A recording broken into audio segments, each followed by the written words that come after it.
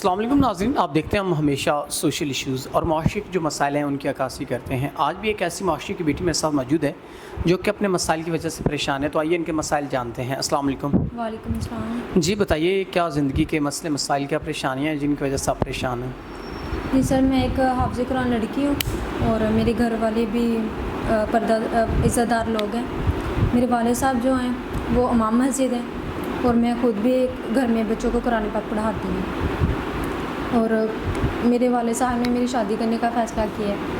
تو کچھ دن پہلے آئے تھے کچھ لڑکے والے نا، میرا رشتہ دیکھنے کے لیے گھر آئے تھے، تو ان کو سب کچھ پسند آ گیا، لیکن ان کی ڈیمانڈ تھی کہ جو لڑکی ہے وہ ہمیں ماڈرن چاہیے، وہ پردہ نہ کرتی ہو۔ لیکن یہ بات ہمارے لیے ناگوار گزری، تو میرے والدین نے رشتے سے انکار کر دیا۔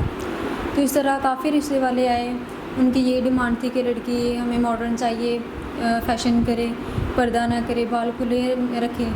تو یہ سب باتیں مجھے اچھی نہیں لگی، کیونکہ میں مین کہ آپ کے پردے کی وجہ سے آپ کا رشتہ ٹوٹتا ہے۔ جی بالکل۔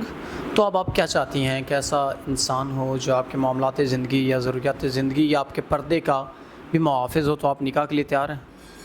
میں چاہتی ہوں کہ کوئی ایسا رشتہ آئے، جو ایسا مرد ہو جو مجھے، جسے میرے پردے سے کوئی مسئلہ نہ ہو اور میری خواہشات بھی پوری کرے، میرے مطلب کہ پردے سے اسے کوئی مسئلہ نہ ہو، میرا اچھا محافظ بنے، بس یہ چاہتی ہوں میں۔